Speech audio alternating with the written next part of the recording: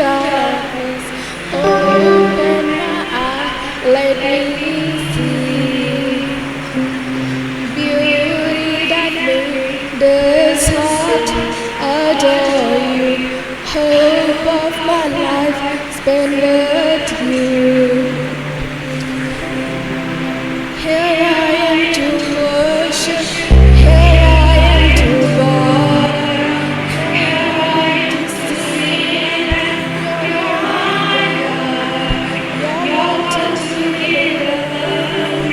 all to give, all to give word, all to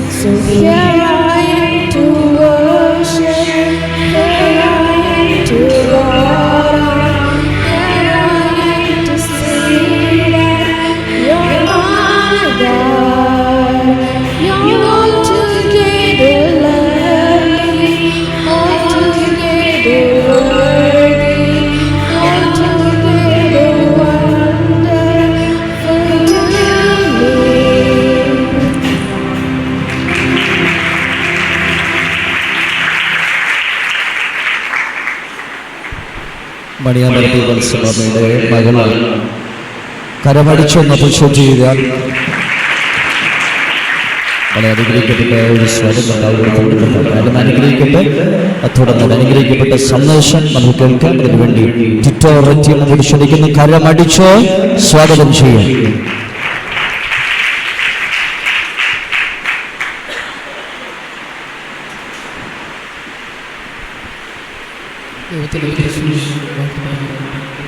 ദൈവത്തിന് വചനമായി കേൾപ്പാൻ എൻ്റെ പതിനെക്കാലം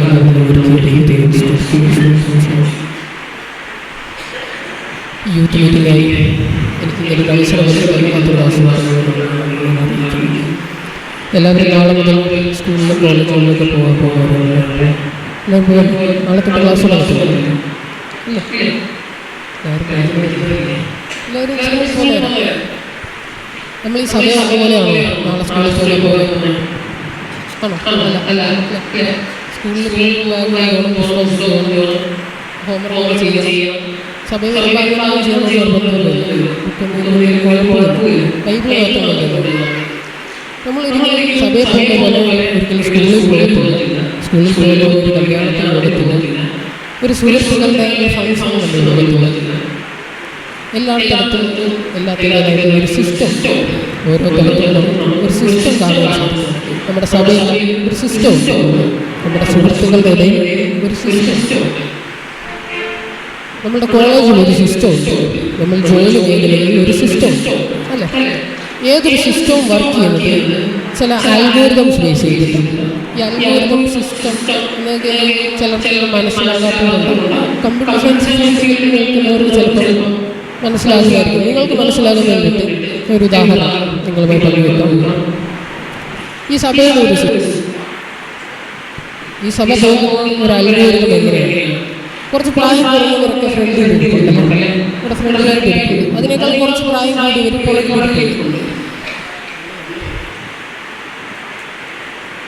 കുറച്ച് പ്രായം കൂടിയവർ കുറച്ച് പുറകിലായിട്ട് ഇരിക്കുന്നു. താഴെ സ്ഥലമില്ലായിട്ട് താഴെ ബുദ്ധിമുട്ടുള്ളവരൊക്കെ അതിൻ്റെ പുറകിലായിട്ട് ഇരിക്കുന്നുണ്ട് അല്ലേ? ഇതൊരു സിസ്റ്റം. 10 പ്രാവശ്യമൊക്കെ സ്റ്റേജിൽ ഇരിക്കുന്നുണ്ട്. എല്ലാവർക്കും സ്റ്റേജിൽ കയറിയിരിക്കാൻ പറ്റുമോ? ഇല്ല. എല്ലാവർക്കും താഴെ ഇരിക്കാൻ പറ്റുമോ? ഇല്ല. എല്ലാവർക്കും കസേര ഇരിക്കാൻ പറ്റത്തില്ല. എല്ലാവർക്കും അതുപോലെ ഒരു സിസ്റ്റം ഉണ്ട്. ഇതുപോലെ ഒരു ഗ്യാങ്ങുകളായിട്ട് വരുന്ന കുറച്ച് കുഴപ്പങ്ങളുണ്ട്.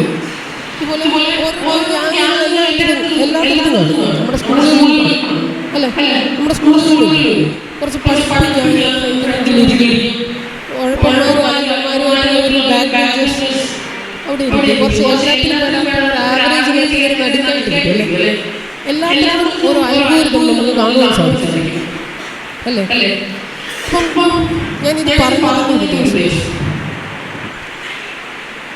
ഇങ്ങനെ ഓരോ അൽഗോരിതംസ്, ഓരോ സിസ്റ്റത്തിൽ കയറിപ്പെടുന്ന ചില അൽഗോരിതംസ്, ഓരോ വ്യക്തിയിലും നമുക്ക് ഓരോ അൽഗോരിതംസ് കാണുവാൻ സാധിക്കും. എങ്ങനെയാണ് ഈ അൽഗോരിതം സെറ്റായിട്ട് നമ്മൾ എങ്ങനെയാണ് ഓരോ നമുക്ക് കൂട്ടുകൂട്ടുകളുണ്ടായി നമ്മുടെ കൂട്ടുകാരെ ചിന്തിച്ചിട്ടുണ്ടോ? എങ്ങനെ നമുക്ക് കൂട്ടുകാരെ ലഭിച്ചു എന്നെപ്പോഴും ചിന്തിച്ചു. എങ്ങനെ നമ്മളുടെ ഒരേ വൈബിൽ സെറ്റാവുന്ന ഒരേ കൂട്ടുകാരെ നമ്മളെങ്ങനെ കണ്ടുപിടിക്കും? എങ്ങനെ കണ്ടുപിടിക്കും? ആരെങ്കിലും നിന്റെ കൂട്ടുകാർ ഇത് നിന്റെ കൂട്ടുകാരനാണെങ്കിലും ആരെങ്കിലും അങ്ങനെ സെറ്റ് ചെയ്ത് തരുന്നോ? അല്ല.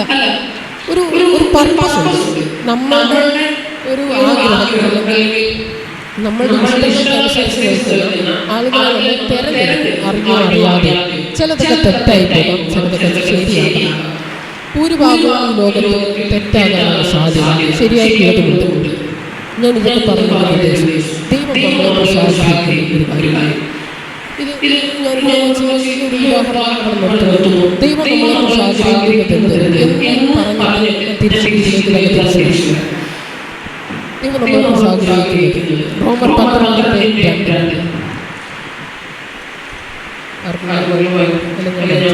ഈ ലോകത്തിന് അനുരൂപരാകാതെ നന്മയും പ്രസാദവും പൂർണ്ണതയുമുള്ള ദൈവഹിതം ഇന്നതെന്ന് തിരിച്ചറിയാൻ മനസ്സിലാക്കി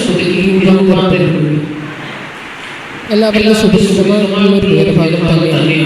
ഈ ലോകത്തിന് അനുരൂപരാകാതെ നന്മയും പ്രസാദവും പൂർണ്ണതയിലുള്ള ദൈവഹിതം ഇന്നതെന്ന് തിരിച്ചറിയാൻ മനസ്സിലാക്കി രൂപാന്തരപ്പെടുന്നു. ഇതിനകത്തുള്ള 2 വാക്കുകൾ മാത്രം ഞാൻ എടുക്കാൻ താല്പര്യപ്പെടുന്നു. അനുരൂപരാകാതെ ഇങ്ങനെ 2 വാക്കുകൾ ഞാൻ എടുക്കുവാൻ ആഗ്രഹിക്കുന്നു. എന്താണ് അനുരൂപരാകുക? എന്താണ് രൂപാന്തരപ്പെടുക? എൻ്റെ ജീവിതത്തിൽ എനിക്കുണ്ടായ ഒരു അനുഭവം ഞാൻ പറഞ്ഞുകൊണ്ട് രൂപാന്തരം എന്ത്, അനുരൂപം എന്ത്, അനുരൂപപ്പെടുന്നത് എന്ത്, രൂപാന്തരപ്പെടുന്നത് എന്ത് എന്ന് ഞാൻ പറയാൻ താല്പര്യപ്പെടുന്നു. എൻ്റെ 4 വരെയുള്ള പഠിത്തം കഴിഞ്ഞ് ഞാൻ പുതിയൊരു സ്കൂളിലേക്ക് കടക്കുകയാണ്. 5ാം ക്ലാസ്സിൽ ഞാൻ പുതിയൊരു സ്കൂളിൽ കടന്നു. ഞാൻ MGMലാണ് പഠിച്ചത്. ഞാൻ അവിടെ ചെല്ലുമ്പോൾ എല്ലാവരും എനിക്ക് പുതിയവരായിരുന്നു. ആരും എനിക്ക് അറിയാവുന്നവരില്ല. അന്നേരം എനിക്ക് ഏതെങ്കിലും ഒരു സിസ്റ്റത്തിൽ കയറിപ്പെടണം. എൻ്റെ ഒരു വൈബിന് സെറ്റാവുന്ന ആരെയും ഞാൻ അവിടെ കണ്ടില്ല. ഞാനങ്ങനെ ഒത്തിരി പഠിക്കുന്ന കൂട്ടത്തിലൊന്നുമല്ല, ഒത്തിരി അലമ്പുമല്ല, അങ്ങനത്തെ ഒരു മീഡിയം കാറ്റഗറി പോവാം. എന്നിട്ട് എൻ്റെ വൈബിന് സെറ്റാവുന്ന ആരെയും ഞാൻ അവിടെ കണ്ടില്ല. അപ്പം ഞാൻ ഏതെങ്കിലും ഒരു കൂട്ടുകാർ നമുക്ക് വേണമല്ലേ? എല്ലാവരും ആഗ്രഹിക്കുന്നതാണ് കൂട്ടുകാർ വേണമെന്ന്. കൂട്ടുകാരുണ്ടെങ്കിൽ എന്താ ഗുണം? എന്താ നമുക്കറിയാത്ത കാര്യങ്ങൾ നമ്മളെ അവർ പഠിപ്പിച്ചു തരുമല്ലേ? നമ്മളെ പഠിപ്പിച്ചു തരും. നമ്മളുടെ കുറവുകൾ മനസ്സിലാക്കി കൂട്ടുകാർ നമ്മളെ നികത്തിത്തരും. അന്നേരം കൂട്ടുകാർ വേണമെന്ന് എല്ലാവരും ആഗ്രഹിക്കുന്ന പോലെ തന്നെ ഞാനും ആഗ്രഹിച്ചു. അന്നേരം ഞാൻ ഓരോ സിസ്റ്റത്തെ നോക്കി, ഫ്രണ്ടിൽ ഇരിക്കുന്ന പഠിപ്പികളെ നോക്കി. എനിക്ക് കഴിവില്ല പഠിക്കാൻ. അന്നേരം അവരുടെ കൂടെ പോയിരിക്കാനുള്ള യോഗ്യതയില്ല. അത് ഞാൻ മനസ്സിലാക്കി. ഞാൻ പുറകിലേക്ക് വന്നു. ഒരു മീഡിയം കാറ്റഗറി, അവർ ഭയങ്കര വൈബ് അങ്ങോട്ട് സെറ്റാവുന്നില്ല. പിന്നെ ഞാൻ കുറച്ച് പുറകിലോട്ട് വന്നു. ഗെയിം, സിനിമ ഒക്കെ സംസാരിക്കുന്ന ഒരു കൂട്ടം കാണുമല്ലോ നമ്മുടെ സ്കൂളുകളിലൊക്കെ. അപ്പം അന്ന് ഇതുപോലെ ഫോണുകളൊന്നുമില്ല, ഗെയിമൊന്നും കളിക്കുന്ന പ്രായമൊന്നുമല്ല. അങ്ങനെ അതുകൊണ്ട് അതും വിട്ടു. പിന്നെ എനിക്ക് കിട്ടിയ കൂട്ടുകാരായിരുന്നു കളിയാക്കുന്നവർ. അന്നേരം അവർക്കൊരു പ്രത്യേകത ഉണ്ട്. അവിടെ എപ്പോഴും ഫണ്ണാണ്. ഓരോരുത്തരെ കളിയാക്കുക, സന്തോഷം കണ്ടെത്തുക. നമുക്കിപ്പോൾ സന്തോഷം വേണമെങ്കിൽ വേറൊരാളെ കണ്ടെത്തുക, കളിയാക്കുക, ഇങ്ങനെ മുമ്പോട്ട് പോവാം. നല്ല കൂട്ടുകെട്ടായിരുന്നു കേട്ടോ. ഇവിടെ ചെന്നപ്പം എനിക്കുണ്ടായൊരു കുഴപ്പം, ഞാൻ ആഗ്രഹിച്ചതൊന്നും എനിക്ക് ലഭിച്ചില്ല. അവിടെ ചെല്ലുമ്പം അവരുടെ ടാർഗറ്റ് മാത്രം ഞാനായിരുന്നു. എനിക്കാരെയും ടാർഗറ്റ് ചെയ്യാൻ പറ്റുന്നില്ല. അവർക്ക് സന്തോഷം കൊടുക്കാൻ എനിക്ക് പറ്റുന്നുണ്ട്. ഞാൻ അവിടെ ചെല്ലുമ്പോൾ ഏറില്ല, എനിക്ക് വേറൊന്നും ചെയ്യാൻ പറ്റുന്നില്ല. ഞാൻ ആഗ്രഹിച്ചതൊന്നുമല്ല, എനിക്ക് സന്തോഷം വേണം. എത്രയൊക്കെ ആയാലും നമ്മളെ കുറേ നാൾ കളിയാക്കിക്കൊണ്ടിരിക്കുമ്പോൾ നമുക്കൊരു വിഷമം ഉണ്ടാവില്ലേ? അതുപോലെ തന്നെ എനിക്കൊരു വിഷമം ഉണ്ടായി. അപ്പം ഞാൻ തീരുമാനിച്ചു, എങ്ങനെ ഇത് ഇവർക്ക് സാധിക്കുന്നത് എങ്ങനെയാണ്, എനിക്ക് സാധിക്കാത്ത എന്തുകൊണ്ട്? അങ്ങനെ ഞാൻ ഇവരുടെ ഓരോ പ്രവൃത്തികൾ നോക്കാൻ തുടങ്ങി. ഇവരെന്തൊക്കെയാണ് പ്രവർത്തിക്കുന്നത്? ഇവർ ചെയ്യുന്ന പോലെ പ്രവർത്തിച്ചാൽ എനിക്ക് അവിടെ ഒരു മെയിനാവാൻ പറ്റുമല്ലോ. ഞാൻ അവർ പറയുന്ന ഭാഷകൾ ശ്രദ്ധിച്ചു, ഇതെൻ്റെ ജീവിതത്തിൽ അനുകരിക്കാൻ ശ്രമിച്ചു. എന്തിന്? ആ സിസ്റ്റത്തിലായിപ്പെടാൻ. അല്ലെങ്കിൽ ഞാൻ ഒറ്റപ്പെട്ടു പോകും. ആ സിസ്റ്റത്തിൽ ഞാൻ ആയില്ലെങ്കിൽ ഞാൻ ഒറ്റപ്പെട്ടു പോകും. നമ്മളെല്ലാവരും അനുഭവിക്കുന്നതല്ലേ. കൂട്ടുകാരില്ലെങ്കിൽ നമ്മൾ ഒറ്റപ്പെട്ടു പോകും. നമുക്ക് ആരും ഒന്നും പറഞ്ഞു തരാനില്ല. ഏതെങ്കിലും ഒരു സഹായഘട്ടത്തിൽ ആരും സഹായിക്കാനില്ലാത്ത അവസ്ഥ, അത് വലിയ ദാരുണമാണ്. അതുപോലെ തന്നെ അതുകൊണ്ട് ഞാൻ ആ ഒരു സിസ്റ്റത്തിലകപ്പെടാൻ എൻ്റെ പ്രവൃത്തികളിൽ മാറ്റം വരുത്തി. ഇനി എന്താണ് അനുരൂപരാകുക എന്ന് പറയാം. ഒരു സിസ്റ്റം അല്ലെങ്കിൽ ഒരു ഇൻഫ്ലുവൻസർ മൂലം നമ്മളുടെ പ്രവൃത്തികളിൽ വരുന്ന മാറ്റം, അതാണ് അനുരൂപപ്പെടുക. ഇനി എന്താണ് മനസ്സ് പുതുക്കി രൂപാന്തരപ്പെടുക? ഒരു സിസ്റ്റം മൂലം അല്ലെങ്കിൽ ഒരു ഇൻഫ്ലുവൻസർ മൂലം നമ്മളുടെ ഹൃദയത്തിൽ വന്ന മാറ്റം നമ്മളുടെ പ്രവൃത്തിയിൽ കാണപ്പെടുന്നതിനെ രൂപാന്തരപ്പെടുക എന്ന് പറയാം. നിങ്ങൾക്ക് ചിലപ്പോൾ മനസ്സിലായി കാണണമെന്നില്ല. ഒന്നുകൂടി ഞാൻ ഒന്നും കൂടി ഡീപ്പായിട്ട് പറയാം. ഒരു വാക്യം എടുക്കാം. എഫെസ്യർ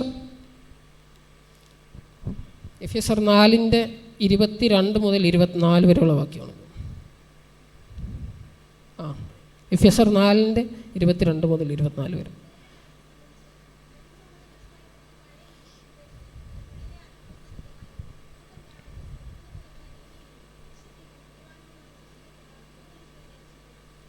മുമ്പിലത്തെ നടപ്പ് സംബന്ധിച്ച് ചതിമോഹങ്ങളാൽ വഷളായിപ്പോയ പഴയ മനുഷ്യനെ ഉപേക്ഷിച്ച് നിങ്ങളിലുള്ള ആത്മാവ് സംബന്ധിച്ച് പുതുക്കം പ്രാപിച്ചും സത്യത്തിൻ്റെ ഫലമായ നീതിയിലും വിശുദ്ധിയിലും ദൈവാനുരൂപമായി സൃഷ്ടിക്കപ്പെട്ട പുതിയ മനുഷ്യനെ ധരിച്ചുകൊള്ളുവിൻ. എന്താണ് മനസ്സ് പുതുക്കി രൂപാന്തരപ്പെടുക എന്ന് മനസ്സിലായോ? മനസ്സിലായില്ലെങ്കിൽ വേറൊരു ഉദാഹരണം മൂലം ഞാൻ പറഞ്ഞുതരാം. ഞാൻ ഒരു മജീഷ്യനാണെന്ന് കരുതിക്കൊള്ളുക. ഞാൻ റോബിൻ സംഭാഷനെ ഈ സ്പീക്കറാക്കുവാണെന്ന് കരുതിക്കോ. ഈ സ്പീക്കറിൻ്റെ സ്പെഷ്യാലിറ്റി എന്താ? ചെറിയ സൗണ്ടിനെ വലുതാക്കി കാണിക്കും. ഇപ്പം എൻ്റെ സൗണ്ട് ഇത്ര ഉള്ളായിരുന്നു, അതിനെ ഇത്രയും വലുതാക്കി കാണിക്കുന്നു. ഈ സഭ മൊത്തം കേൾക്കുമാറ് ഇതിനെ വലുതാക്കി കാണിക്കും. ഇതാണ് സ്പീക്കറിൻ്റെ സ്പെഷ്യാലിറ്റി. പക്ഷേ റോബിൻ സംഭാഷണയോ പാട്ട് പാടും, വർഷിപ്പ് ലീഡ് ചെയ്യും, പ്രസംഗിക്കും, കൂട്ടുകാരോടൊപ്പം വൈബ് അടിച്ച് നടക്കും. അങ്ങനെ ഓരോ സ്പെഷ്യാലിറ്റീസ് ഉണ്ടല്ലേ. അപ്പം ഞാൻ മജീഷ്യനായ ഞാൻ റോബിൻ സംഭാഷണനെ ഒരു സ്പീക്കറാക്കുവാണെങ്കിൽ ഈ സ്പീക്കറിന് ഇതൊക്കെ ചെയ്യാൻ പറ്റുമോ? സ്പീക്കറിന് കൂട്ടുകാരോടത്തിൽ ഓടിച്ചാടി നടക്കാൻ പറ്റുമോ? ഇല്ല. പ്രസംഗിക്കാൻ പറ്റുമോ?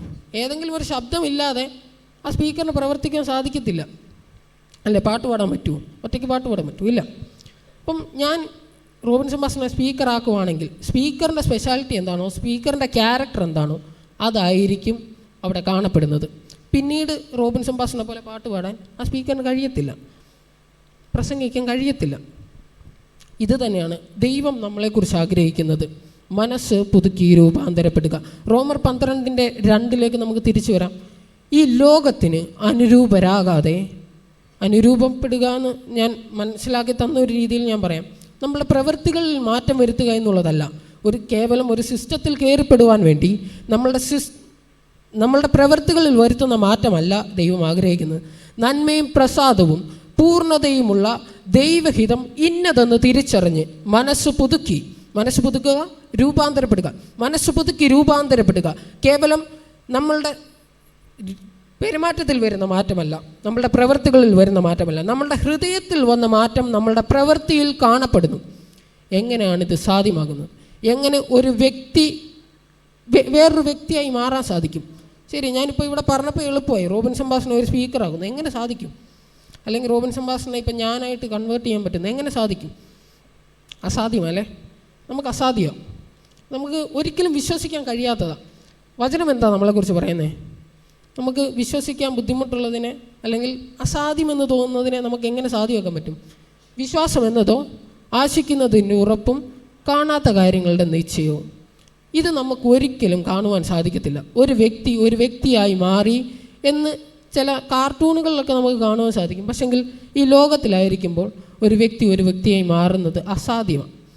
എങ്ങനെ അസാധ്യങ്ങളെ സാധ്യമാക്കും? വിശ്വാസം മൂലം. വിശ്വാസം എന്നതോ ആശിക്കുന്നതിൻ്റെ ഉറപ്പും കാണാത്ത കാര്യങ്ങളുടെ നിശ്ചയം. അങ്ങനെയാണെങ്കിൽ നമുക്ക് മനസ്സിലായി, വിശ്വാസം മൂലം സാധ്യമാകും, ഈ അസാധ്യമായിട്ടുള്ളതിനെ സാധ്യമാക്കും. അപ്പോൾ അങ്ങനെയാണെങ്കിൽ നമ്മൾ എന്ത് വിശ്വസിക്കണം? ആരായിട്ട് മാറണം? ആരായിട്ടാണ് മാറണ്ടേ? ആരായിട്ടൊന്ന് ഉറക്കെ പറയാൻ പറ്റുമോ? യേശുവായിട്ട്. എല്ലാവർക്കും അറിയാലേ, യേശുവായിട്ട് മാറണം. യേശുവിൻ്റെ സ്വഭാവങ്ങൾ നമ്മളുടെ ജീവിതത്തിൽ ഉണ്ടായിരിക്കണം. നന്മയും പ്രസാദവും പൂർണ്ണതയുമുള്ള ദൈവഹിതം. നമ്മളെല്ലാ സാഹചര്യത്തിലും ദൈവഹിതം നോക്കി ജീവിക്കുന്നവരാണോ? ദൈവത്തിൻ്റെ ഇഷ്ടം നോക്കി ജീവിക്കുന്നവരാണോ എല്ലാ സാഹചര്യത്തിലും? നമ്മൾ സ്കൂളിൽ പോകണമെന്ന് ദൈവത്തോട് ചോദിക്കാറുണ്ടോ? ചോദിക്കുന്നവരുണ്ടാവും. ചോദിക്കുന്നവരോർത്ത് ദൈവത്തെ സ്തുതിക്കുന്നു. ചിലതൊന്നും നമ്മൾ ദൈവത്തോട് ചോദിക്കാറില്ല. ദൈവത്തിൻ്റെ ഇഷ്ടം ചെയ്യുന്നതിന് നമുക്ക് ലിമിറ്റേഷൻസ് ഉണ്ട്. പക്ഷെങ്കിൽ ക്രിസ്തു നമ്മളുടെ ഉള്ളിൽ വന്നാൽ ക്രിസ്തുവിൻ്റെ പ്രവൃത്തി എന്താണോ അത് ക്രിസ്തു പ്രവർത്തിക്കുക തന്നെ ചെയ്യും. എൻ്റെ രണ്ടാമത്തെ പ്രസംഗം, ഞാനിവിടെ നിന്ന് പ്രസംഗിക്കുന്ന രണ്ടാമത്തെ പ്രസംഗം ഇതായിരുന്നു, പ്രവൃത്തിയിലുള്ള വിശ്വാസം. ഇതായിരുന്നു എൻ്റെ രണ്ടാമത്തെ പ്രസംഗത്തിൻ്റെ വിഷയം. അപ്പം നമ്മൾ വിശ്വസിക്കുന്ന ദൈവം കേവലം പ്രവർത്തിക്കാത്ത ദൈവമല്ല. നമ്മളുടെ ഉള്ളിൽ ക്രിസ്തു വന്നിട്ടുണ്ടെങ്കിൽ പ്രവർത്തിക്കുക തന്നെ ചെയ്യും. എങ്ങനെയാണ് ഈ പ്രവൃത്തി നമ്മളുടെ ജീവിതത്തിൽ കൊണ്ടുവരുന്നത്? അല്ലെങ്കിൽ ഈ വിശ്വാസത്തിൽ എങ്ങനെ ഉറയ്ക്കാൻ പറ്റും? എന്താണ് നമ്മൾ വിശ്വസിക്കേണ്ടുന്നത്? ഗലാത്യർ 2:20 20 19 ഒന്ന് വായിക്കാൻ പറ്റുമോ? ഗലാത്യർ 2 20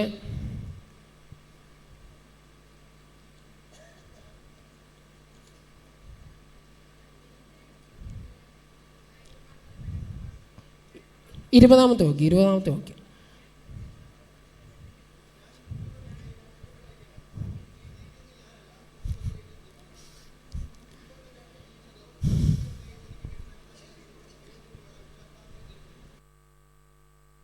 എല്ലാവർക്കും സുപരിചിതമായ ഒരു വേദഭാഗം തന്നെയാണ്.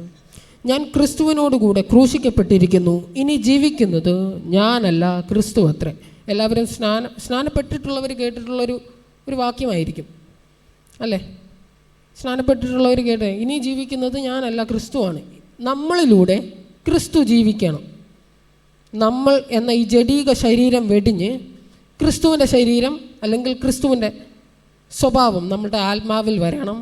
നമ്മളുടെ ആത്മാവിൽ വന്ന മാറ്റം, മനസ്സിൽ വന്ന മാറ്റം നമ്മളുടെ പ്രവൃത്തിയിൽ കാണപ്പെടാം. അതല്ലേ നമ്മളിപ്പം കുറച്ച് മുമ്പേ പഠിച്ചത് അല്ലേ? മനസ്സ് പുതുക്കി രൂപാന്തരപ്പെടുക. എന്താണ് മനസ്സ് പുതുക്കി രൂപാന്തരപ്പെടുക എന്ന് നമ്മൾ മുമ്പേ പറഞ്ഞു. നമ്മളുടെ ഹൃദയത്തിൽ വരുത്തുന്ന മാറ്റം നമ്മളുടെ പ്രവൃത്തിയിൽ കാണപ്പെടുന്നു. അങ്ങനെയാണെങ്കിൽ നമ്മളുടെ ഹൃദയത്തിൽ എന്തിനെ സ്ഥാപിക്കണം? ക്രിസ്തുവിനെ സ്ഥാപിക്കണം. ഞാൻ എന്ന ജഡീക ശരീരം വെടിഞ്ഞ്, എൻ്റെ ജഡീക ശരീരം മരിച്ചു, ഇനി ജീവിക്കുന്നത് ഞാനല്ല ക്രിസ്തുവാണ്. ഈ വിശ്വാസത്തിൽ നമ്മൾ ഓരോരുത്തരും ഉറയ്ക്കണം. ഇതിൻ്റെ അവസാനത്തെ വാക്യത്തിലോട്ട് വരുമ്പം, ഇപ്പോൾ ഞാൻ ജഡത്തിൽ ജീവിക്കുന്നതോ എന്നെ സ്നേഹിച്ച് എനിക്ക് വേണ്ടി തന്നെ താൻ ഏൽപ്പിച്ച് കൊടുത്ത ദൈവപുത്രനിലുള്ള വിശ്വാസത്താൽ അത്രേ ജീവിക്കുന്നത്. കഴിഞ്ഞ ഞായറാഴ്ച നമ്മൾ സ്നേഹത്തെക്കുറിച്ച് കേട്ടല്ലേ? സ്നേഹം, വിശ്വാസം, പ്രത്യാശ, സ്നേഹം. ഇവയിൽ വലുതോ സ്നേഹം തന്നെ. എല്ലാം സ്നേഹം, വിശ്വാസ, പ്രത്യാശ എന്നതിൽ അടിസ്ഥാനപ്പെട്ടിരിക്കുന്നു വചനം മുഴുവൻ. ഏറ്റവും കൂടുതൽ സ്നേഹിക്കുന്ന ഒരു സുഹൃത്തിനെ നമുക്ക് കൂടുതൽ വിശ്വാസമായിരിക്കും അല്ലേ? ഏറ്റവും കൂടുതൽ സ്നേഹിക്കുന്ന ഒരു സുഹൃത്ത് ഒരിക്കലെങ്കിലും നമ്മളെ ചതിക്കുമോ? നമ്മളെ അത്രമേൽ സ്നേഹിക്കുന്ന ഒരു സുഹൃത്ത് നമ്മളെ ചതിക്കുമോ? ഇല്ല. നമുക്ക് ആ വ്യക്തിയെ വിശ്വാസമാണ്. എന്തുകൊണ്ട്? അത്രമേൽ നമ്മളെ സ്നേഹിക്കുന്നു എന്നുള്ളതുകൊണ്ട്. ദൈവം നമ്മളെങ്ങനെയാണ് സ്നേഹിച്ചേ? ദൈവം നമ്മളെ സ്നേഹിച്ചത് കാൽവറി ക്രൂശിൽ യാഗമായി തീർന്നു അല്ലേ? നമ്മളുടെ പാപങ്ങൾക്ക് വേണ്ടി അപ്പാ പിതാവേ എന്ന് വിളിക്കുവാൻ തക്ക യോഗ്യത നമ്മളുടെ ജീവിതത്തിൽ അവിടുന്ന് ഒരുക്കി തന്നു. ശരിയാ, പറയുമ്പം എല്ലാം പറയണം. ഇന്ന് വരെ നമുക്ക് ജീവിക്കുവാൻ ദൈവം യോഗ്യത തന്നു. ഇത് മാത്രമല്ല, ശരിക്കും വലുതായി പറയേണ്ടുന്നത്, ദൈവം നമുക്ക് പാപത്തിൽ നിന്നുള്ളൊരു മോചനം, കേവലം ഈ ഭൂമിയിൽ നമുക്ക് ഇത്രത്തോളം ജീവിക്കുവാൻ തന്ന അത് ദൈവം തരും. നമുക്കെല്ലാം എല്ലാവർക്കും നൽകുന്നുണ്ട്. എല്ലാവരും ജീവിക്കുന്നില്ലേ? ദൈവം ഇല്ലാത്തവരും ഈ ലോകത്തിൽ ജീവിക്കുന്നു അല്ലേ? നമുക്ക് ഇത്രയോളം ആഹാരം തന്നു.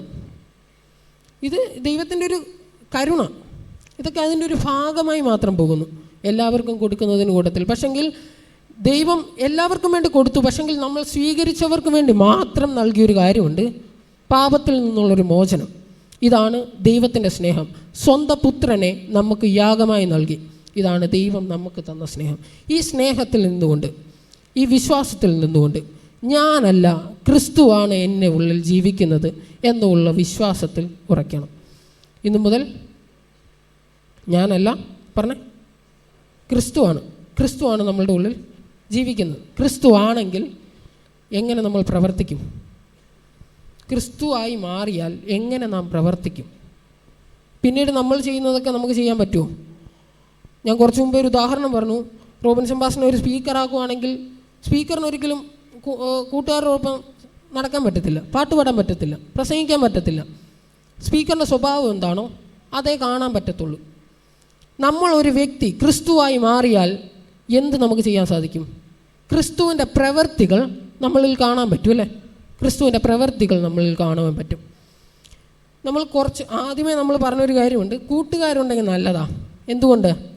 നമുക്കറിയാത്ത മേഖലകൾ അവർ നമ്മളെ സഹായിക്കും. ഇവിടെ ചെറിയൊരു ഡിഫറൻസ് ഉണ്ട്. അതായത് നമുക്ക് സാധിക്കാത്ത പല അനവധി കാര്യങ്ങളുണ്ട് ഈ ലോകത്തിൽ. ദൈവം സ്നേഹിച്ചതുപോലെ നമുക്ക് മറ്റുള്ളവരെ സ്നേഹിക്കാൻ ദൈവം ആഗ്രഹിക്കുന്നു. പക്ഷെങ്കിൽ നമുക്കിത് ചെയ്യാൻ ലിമിറ്റേഷൻസ് ഉണ്ട്, ഒരു പരിധി. നമുക്ക് ക്ഷമയ്ക്കൊക്കെ ഒരു നെല്ലിപ്പലകയുണ്ട് അല്ലേ? എല്ലാത്തിനും ഒരു നെല്ലിപ്പലകയുണ്ട്. സ്നേഹിക്കുന്നതിന് പരിധിയുണ്ട്. ചിലതിനൊക്കെ നമ്മൾ കണക്ക് വെക്കും, എല്ലാത്തിനും നമ്മൾ കണക്ക് വെക്കും. നമ്മൾ മനുഷ്യരാണ്, നമുക്ക് മനുഷ്യർക്ക് ഇത് അസാധ്യം. പക്ഷെങ്കിൽ നമുക്ക് ദൈവം, യേശു കാണിച്ചു തന്നൊരു മാതൃകയുണ്ട്. യേശുവിന് ഇത് സാധ്യമാണെന്ന്. യേശു ഇതിനെയൊക്കെ ജയിച്ചു. അങ്ങനെയാണെങ്കിൽ യേശുവിനെ നമ്മളുടെ ഉള്ളിൽ സ്ഥാപിക്കുന്നു, യേശു പിന്നീട് പ്രവർത്തിക്കുന്നു. നമ്മൾ പേടിക്കേണ്ട ആവശ്യമില്ലല്ലോ.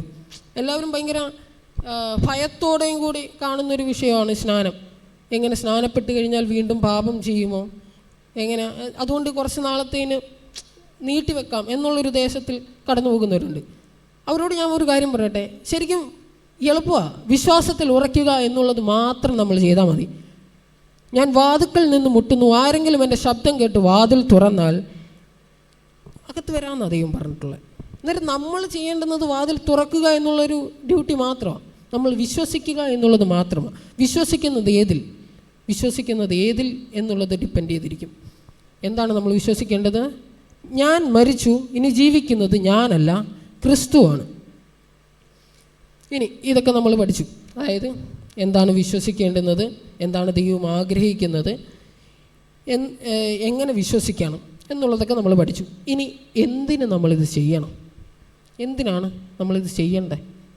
ഇതിൻ്റെ പ്രാധാന്യം എന്തോ? ഈ ലോകത്തിലായിരിക്കും നമുക്ക് കിട്ടുന്ന സന്തോഷങ്ങളൊക്കെ കിട്ടുന്നില്ലേ?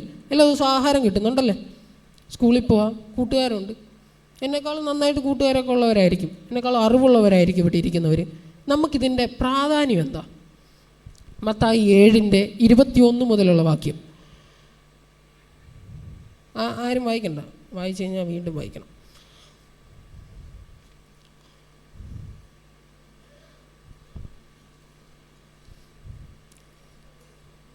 എന്നോട് കർത്താവേ കർത്താവേ എന്ന് പറയുന്നവൻ ഏവനുമല്ല സ്വർഗസ്നായ എൻ്റെ പിതാവിൻ്റെ ഇഷ്ടം ചെയ്യുന്നവനത്രേ സ്വർഗരാജ്യത്തിൽ കടക്കുന്നത്. അപ്പം ദൈവത്തിൻ്റെ ഇഷ്ടം ചെയ്യുന്നവനത്രേ സ്വർഗരാജ്യത്തിൽ കടക്കുന്നത്. അപ്പം ദൈവത്തിൻ്റെ ഇഷ്ടം ചെയ്യണം അല്ലേ? ദൈവത്തിൻ്റെ ഇഷ്ടം ചെയ്യുന്നവന് മാത്രമേ. എന്താണ് ദൈവത്തിൻ്റെ ഇഷ്ടം? ക്രിസ്തുവിൻ്റെ പ്രവർത്തികൾ നമ്മളിൽ കാണണം.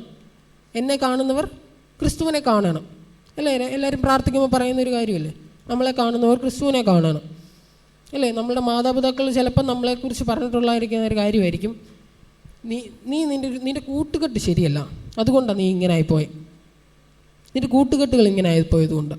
ഇന്ന് മുതൽ പറയണം, നമ്മൾ മുഖാന്തരം നമ്മളുടെ കൂട്ടുകെട്ട് അനുഗ്രഹിക്കപ്പെട്ടു എന്ന്. നമ്മളെ കാണുന്നവർ ക്രിസ്തുവിനെ കാണണം. നമ്മളുടെ ഹൃദയത്തിൽ വന്ന മാറ്റം നമ്മളുടെ കൂട്ടുകാരിലേക്ക് വ്യാപരിക്കണം. നമ്മൾ മുഖാന്തരം നമ്മളുടെ സഭ അനുഗ്രഹിക്കപ്പെടണം. നമ്മൾ മുഖാന്തരം നമ്മളുടെ സൊസൈറ്റി അനുഗ്രഹിക്കപ്പെടണം. എങ്ങനെ സാധിക്കും? നമ്മളിലുള്ള ക്രിസ്തു മുഖാന്തരം സാധിക്കും. നമ്മളുടെ പ്രവൃത്തികളല്ല. എങ്ങനെ? ക്രിസ്തുവിൻ്റെ പ്രവൃത്തി നമ്മളുടെ ഹൃദയത്തിൽ വരുന്നത് മൂലം. തുടർന്ന് നമുക്ക് വായിക്കാം 22-ാമത്തെ വാക്യം. കർത്താവേ, കർത്താവേ, നിൻ്റെ നാമത്തിൽ ഞാൻ പ്രവചിക്കുകയും നിൻ്റെ നാമത്തിൽ ഭൂതങ്ങളെ പുറത്താക്കുകയും നിൻ്റെ നാമത്തിൽ വളരെ വീരപ്രവൃത്തികൾ പ്രവർത്തിക്കുകയും ചെയ്തുവല്ലോ എന്ന് പലരും ആ നാളിൽ എന്നോട് പറയും. അന്ന് ഞാൻ അവരോട്, ഞാൻ ഒരു നാളും നിങ്ങളെ അറിഞ്ഞിട്ടില്ല, അധർമ്മം പ്രവർത്തിക്കുന്നവരെ എന്നെ വിട്ടു പോകുവീൻ എന്ന് ഞാൻ തീർത്തു പറയും. എന്താ ഈ വാക്യം? ഈ വാക്യത്തിൻ്റെ ഒരു കോണ്ടക്സ്റ്റ് നോക്കുകയാണെങ്കിൽ ലോകം അതിൻ്റെ അന്ത്യത്തിലെത്തിയിരിക്കുന്നു. ദൈവം വന്നു കഴിഞ്ഞാൽ, ദൈവം ആ വാതിലടച്ചാൽ ഇവിടെ നിന്നും കടന്നു പോകാത്തവർ ഈ വാക്കുകൾ പറയും. ഇത് നമുക്ക് കേൾക്കാൻ സാധിക്കത്തില്ലായിരിക്കും. ഇവിടെ നിന്ന് പോകാത്തവർക്ക് കേൾക്കാൻ സാധിക്കും. കർത്താവേ, കർത്താവേ, ഞാൻ ഇന്നത് ചെയ്തിട്ടുണ്ട്. സഭയിൽ ഇങ്ങനെ നിന്ന് പ്രസംഗിച്ചിട്ടുണ്ടാവാം. സഭയുടെ പ്രവർത്തനങ്ങളിലെല്ലാം ഏർപ്പെട്ടിട്ടുണ്ടായിരിക്കാം. ആരാധിക്കുമ്പോൾ കൈയടിക്കുന്നുണ്ട്, കൈപൊക്കുന്നുണ്ട്, അല്ലേ? കർത്തൃദാസന്മാരൊക്കെ പറയുമ്പോൾ നമ്മളിതൊക്കെ ചെയ്യാറുണ്ട്. ഈ ലോകത്തിലായിരിക്കും നമുക്ക് കുറേ ക്വാളിഫിക്കേഷൻസ് ഉണ്ട്. ഇതൊക്കെ എനിക്കുണ്ട് എന്ന് അന്ന് നമ്മൾ പറഞ്ഞേക്കാം. ഇവിടെ നിന്ന് പോകാത്തവർ പറഞ്ഞേക്കാം. അന്ന് ദൈവം നമ്മളോട് പറയുന്നൊരു കാര്യമുണ്ട്, ഞാൻ ഒരു നാളും നിങ്ങളെ അറിഞ്ഞിട്ടില്ല. ഇങ്ങനെ ഒരു വാക്ക് നമ്മൾ സ്നേഹിക്കുന്ന ഒരു വ്യക്തി നമ്മളെ അറിയുന്നില്ല എന്ന് പറഞ്ഞിട്ടുണ്ടെങ്കിൽ നമുക്ക് ഏറെ വേദന ഉണ്ടാവൂലേ? അല്ല, ഈ ലോകത്തിലായിരിക്കുമ്പോൾ നമ്മൾ ഏറ്റവും അറിയുന്നത്, ഞാനിപ്പോൾ റോബിൻസൺ പാസ്റ്ററിൻ്റെ അടുത്ത് ചെന്നിട്ട്, പാസ്റ്ററെ ഞാൻ ടിറ്റോ, അന്നേരം പാസ്റ്റർ അറിയോ? ഓ, എനിക്കറിയത്തില്ല, നീ ആരാ എന്ന് ചോദിച്ചാൽ നമുക്ക് വളരെ വേദനയുണ്ട്. ഈ ലോകത്തിലായിരിക്കുമ്പോൾ നമുക്ക് വളരെ വേദനയുണ്ട്. നമ്മൾ ഇത്രമേൽ സ്നേഹിച്ച, നമ്മൾ പാപികളായിരുന്നപ്പോൾ തന്നെ നമ്മളെ സ്നേഹിച്ച് ഇന്നയോളം നമ്മളെ കൂട്ടി നിർത്തിയ നമ്മളുടെ പ്രവൃത്തികൾ നോക്കിക്കഴിഞ്ഞാൽ ഒരിക്കലും നമ്മളോട് ക്ഷമിക്കേണ്ടതല്ല, അല്ലേ? ക്ഷമിക്കാൻ നമ്മൾ യോഗ്യരാണോ? അല്ല. ദൈവത്തിൻ്റെ കരുണ കൊണ്ട് ദൈവം നമ്മളോട് ക്ഷമിച്ചു, അല്ലേ? ദൈവത്തിൻ്റെ കൃപയാണ്. ഈ കരുണ കാണിച്ച് നമ്മൾ പലപ്പോഴും അത് ഉൾക്കൊള്ളാതെ നാളെ ആവട്ടെ എന്ന് പറഞ്ഞ് നീട്ടി നാളെ നന്നാവാം, അല്ലെങ്കിൽ അടുത്ത ആഴ്ചട്ടെ, അല്ലെ വർഷത്തിൻ്റെ ഒന്നാവട്ടെ എന്നൊക്കെ പറഞ്ഞ് നിൽക്കുന്നവരുണ്ട്. ഇന്നല്ലെങ്കിൽ നാളെ ദൈവം വരുമോയെന്ന് ഒരുറപ്പുമില്ല. കള്ളനെ പോലെ ദൈവം വരും. ഇന്നല്ലെങ്കിൽ ഞാനിത് പറഞ്ഞ് അവിടെ ഇരിക്കുമ്പോൾ, അല്ലെങ്കിൽ ഇത് പറഞ്ഞുകൊണ്ടിരിക്കുമ്പോൾ ദൈവം വന്നാൽ, ഇവിടെ ഇരിക്കുന്നവർ പോയില്ലെങ്കിൽ ഈ പറയുന്നത് പോലെ പറയേണ്ടി വരും. കർത്താവേ, കർത്താവേ, ഞാൻ ഇന്നത് ചെയ്തിട്ടുണ്ട്, സഭയ്ക്ക് വേണ്ടി ഇങ്ങനെ പ്രവർത്തിച്ചിട്ടുണ്ട്. ഇങ്ങനെയൊക്കെ പറയുമ്പോൾ കർത്താവ് നമ്മളുടെ അടുത്ത് പറയുന്നൊരു കാര്യമുണ്ട്, ഞാൻ ഒരു നാളും നിങ്ങളെ അറിഞ്ഞിട്ടില്ല. ഇങ്ങനൊരു അവസരം നമ്മൾക്ക് വരാതെ ഇരിക്കുവാൻ, ഇതിനു വേണ്ടിയിട്ടാണ് ദൈവത്തിൻ്റെ ഇഷ്ടം ചെയ്യേണ്ടുന്നത്. ഇതിൻ്റെ പ്രാധാന്യം നിങ്ങൾക്ക് എത്രത്തോളം മനസ്സിലായി എന്ന് എനിക്കറിയത്തില്ല. എന്നാൽ ആകാം വിധം ഞാൻ പറഞ്ഞ് മനസ്സിലാക്കിയെന്ന് ഞാൻ വിശ്വസിക്കുന്നു. ഈ ലോകത്തിലായിരിക്കുമ്പോൾ നമ്മൾ ഒരിക്കലും പൊട്ടിപ്പോകുന്ന ഒരു ബിസിനസ്സിൽ നമ്മൾ ഇൻവെസ്റ്റ് ചെയ്യത്തില്ലല്ലേ, അല്ലേ? ഞാനൊരു ബിസിനസ് തുടങ്ങാൻ പോവുക, ഇത് 2 ആഴ്ച കഴിഞ്ഞ് പൊട്ടിപ്പോകും, എല്ലാവരും ഇൻവെസ്റ്റ് ചെയ്യണം എന്ന് പറഞ്ഞിട്ടുണ്ട്. ആരെങ്കിലും ഇൻവെസ്റ്റ് ചെയ്യുമോ? ആരെങ്കിലും അതിനകത്ത് പൈസ ഇറക്കുമോ? ഇല്ല. നിലനിൽക്കുന്നതിലേ നമ്മൾ പൈസ ഇറക്കത്തുള്ളൂ. അതിന് ഇപ്രകാരമാണ് പറയുന്നത്, കാണുന്നതോ താൽക്കാലികം, കാണാത്തതോ നിത്യം. അങ്ങനെയാണെങ്കിൽ എന്താണ് നിത്യമായിട്ടുള്ളത്? ദൈവത്തിൻ്റെ സ്നേഹം നിത്യമല്ലേ, അല്ലേ? കേവലം എനിക്ക് സ്നേഹിക്കുന്നതിന് പരിധികളുണ്ട്, മാനുഷികമായി എനിക്ക് സ്നേഹിക്കുന്നതിന് പരിധികളുണ്ട്. പക്ഷെങ്കിൽ നിത്യമായിട്ടുള്ളത് ദൈവത്തിൻ്റെ സ്നേഹം. ഈ ദൈവത്തിൻ്റെ സ്നേഹത്തിൽ നമുക്ക് ഉറയ്ക്കാം. ഇന്നു മുതൽ നമ്മൾ ജീവിക്കുന്നത് കേവലം നമ്മളുടെ ജഡീക ശരീരത്തിലല്ല, ക്രിസ്തുവായി. ക്രിസ്തുവിൻ്റെ പ്രവൃത്തികൾ നമ്മുടെ ജീവിതത്തിൽ കാണപ്പെടണം. ഇങ്ങനെ ആഗ്രഹിക്കുന്നവർ ഒന്ന് കണ്ണുകൾ അടയ്ക്കാൻ ഞാൻ പ്രാർത്ഥിക്കാൻ ആഗ്രഹിക്കുന്നു. സ്വർഗസ്നായ ഞങ്ങളുടെ നല്ല പിതാവേ, കേൾക്കപ്പെട്ട വചനങ്ങളെ ഞങ്ങളുടെ മുമ്പാകെ താഴ്ത്തുന്നപ്പാ. കർത്താവേ, ഞങ്ങളുടെ വിശ്വാസത്താൽ ഞങ്ങൾ എവിടെ നിന്ന് നിറയ്ക്കണമെന്ന് പ്രാർത്ഥിക്കുന്നപ്പാ. കർത്താവേ, ഞാനല്ല, ക്രിസ്തു എന്നിൽ ജീവിക്കുന്നു എന്നുള്ള വിശ്വാസത്താൽ ഞങ്ങൾ എവിടെ നിന്ന് ഉറയ്ക്കണമേ. കർത്താവേ, കേവലം ഞങ്ങളുടെ ജഡീക പ്രവൃത്തികളല്ലപ്പാ, ക്രിസ്തുവിൻ്റെ പ്രവൃത്തികൾ ഞങ്ങളിൽ കാണത്തക്കവണ്ണം, പ്രവൃത്തിയോടുകൂടിയ വിശ്വാസം ഞങ്ങളുടെ ജീവിതത്തിൽ കാണുവാൻ ഞങ്ങൾ എവിടെ നിന്ന് ഇടയാക്കണമെന്ന് പ്രാർത്ഥിക്കുന്നു. ഞങ്ങളെ കാണുന്നവർ ക്രിസ്തുവിനെ കാണുവാൻ ഇടയാക്കണമേ അപ്പാ. കർത്താവേ യേശുവേ, ഈ നാട് ഞങ്ങൾ മുഖാന്തരം അനുഗ്രഹിക്കപ്പെടണം, ഞങ്ങളിലുള്ള ക്രിസ്തു മുഖാന്തരം അനുഗ്രഹിക്കപ്പെടണം എന്ന് കേൾക്കുവാൻ അവിടെ നിങ്ങളെ സഹായിക്കണമെന്ന് പ്രാർത്ഥിക്കുന്നപ്പാ. ഇങ്ങനൊരു അവസരം ഒരുക്കി തന്ന എന്നെ അവിടെ നിന്ന് അനുഗ്രഹിക്കണമെന്ന് പ്രാർത്ഥിക്കുന്നപ്പാ. ഇവിടെ ഇരിക്കുന്ന ഓരോ പൈതങ്ങളെയും അവിടെ നിന്ന് അനുഗ്രഹിക്കുന്നതിനായി സ്തോത്രം ചെയ്യുന്നു. യേശു ക്രിസ്തു നാമത്തിൽ ആമേൻ. ദൈവം എല്ലാവരും സഹായിക്കും.